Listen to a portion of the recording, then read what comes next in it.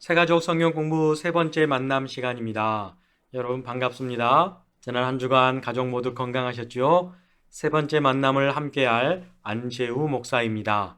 오늘 세 번째 만남에서는 신앙 성장의 길, 우리의 신앙은 어떻게 성장할까요? 라는 주제를 가지고 여러분과 소중한 시간을 가지도록 하겠습니다. 그에 앞서서 우리의 마음의 문을 열고 청어가 살아있는 비결이라는 짤막한 좋은 글귀를 함께 영상으로 만나보겠습니다. 정어리가 많이 잡히는 북유럽. 이동하는 시간이 길다 보니 정어리들은 항구로 운반되는 동안 대부분 죽게 됩니다. 어부들의 숙제는 정어리를 산채로 항구까지 운반하는 일이었죠. 유일하게 정어리를 활어 상태로 운반했던 노르웨이의 어부. 그의 비법은 바로 정어리 수조에 천적인 메기를 집어넣는 것이었죠. 메기가 정어리를 잡아먹으면 오히려 손해 아니냐고요? 정어리들은 생존을 위해 꾸준히 움직여 항구에 도착할 때까지 살아남았다고 합니다. 청어가 살아있는 비결 잘 들으셨나요? 이제 그렇다면 하나님의 사랑 이야기에 우리가 함께 귀를 기울여 보기를 원합니다. 여러분, 청어 이야기를 듣고 혹시 성도님이 겪고 있는 어려운 문제가 있었는지 잠시 생각해 보기를 바랍니다. 또 하나, 성도님의 신앙이 성장하는데 방해가 되는 요소가 있는지 잠시 생각해 보시기를 바랍니다. 우리의 신앙은 이렇게 성장합니다. 신약 성경 베드로 후서 3장 18절 말씀을 우리가 함께 읽어보겠습니다. 오직 우리 주 곧 구주 예수 그리스도의 은혜와 그를 아는 지식에서 자라가라. 영광이 이제와 영원한 날까지 그에게 있을지어다. 아멘.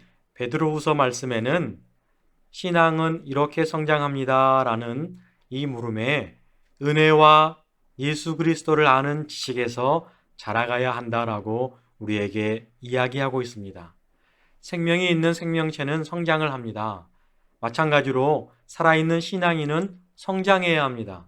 그렇다면 예수님을 믿기로 작정한 사람들은 신앙이 어떻게 성장해야 하는지 우리가 한 5가지 정도로 함께 살펴보면 좋겠습니다.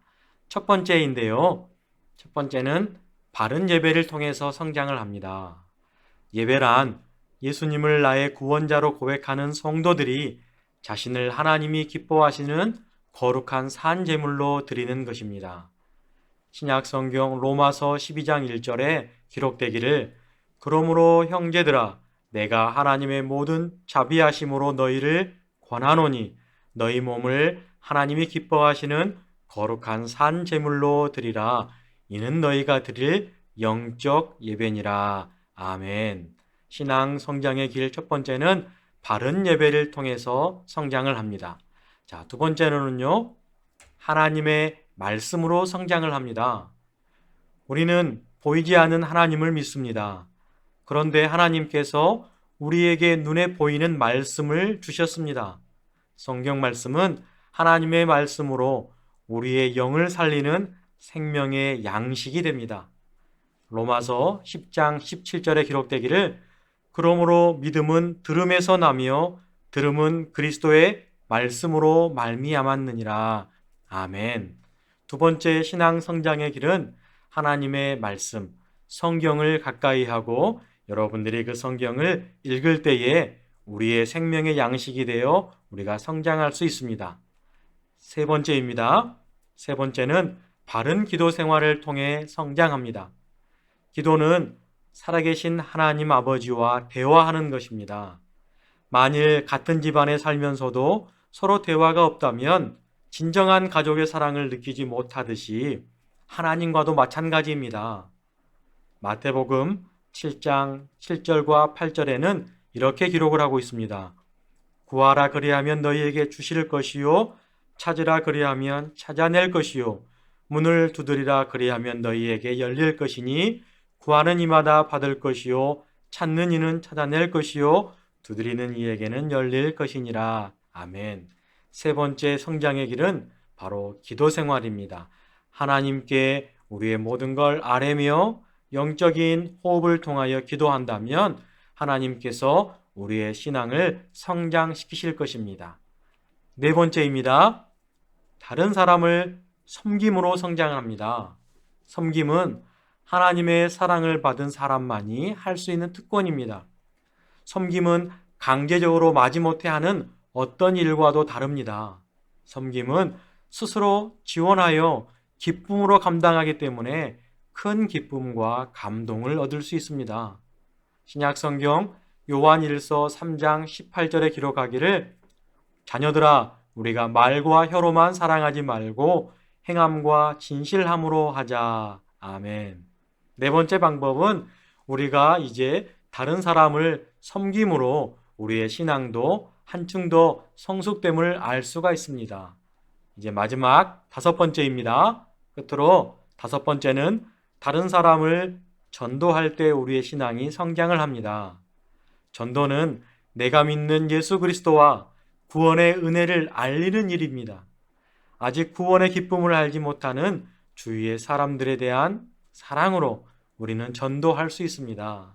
그래서 전도는 최고의 사랑인 것 같습니다. 구약 성경 다니엘서 12장 3절 말씀에 기록되기를 지혜 있는 자는 궁창의 빛과 같이 빛날 것이요 많은 사람을 옳은 대로 돌아오게 한 자는 별과 같이 영원토록 빛나리라. 아멘. 우리가 많은 사람을 옳은 길로 돌아오게 한 그러한 전도의 역할을 감당할 때에 우리의 믿음과 우리의 신앙도 성장할 수 있습니다. 우리는 이제 신앙이 성장하도록 이렇게 실천하면 좋을 것 같습니다. 첫 번째는 바른 예배를 통해서 성장해야 하고요. 두 번째는 하나님의 말씀으로 성장해야 하고, 세 번째는 바른 기도 생활을 통해 성장해야 하며, 네 번째는 다른 사람을 섬김으로 성장합니다. 그리고 마지막으로 다른 사람을 전도할 때 성장할 수 있음을 여러분들이 꼭 기억하시고 이 세 번째 만남 귀한 시간 여러분들이 간직하시기를 원합니다. 끝으로 우리 광주 무등교회에 대하여 알아두어야 할 사항이 있는데요. 이것은 우리 교회가 속해 있는 교단에 대한 이야기인데요. 우리 교회는 운영되는 정치 형태에 따라 분류가 되는데 우리 광주 무등교회는 장로 정치 제도를 수용하고 있는 장로 교단입니다.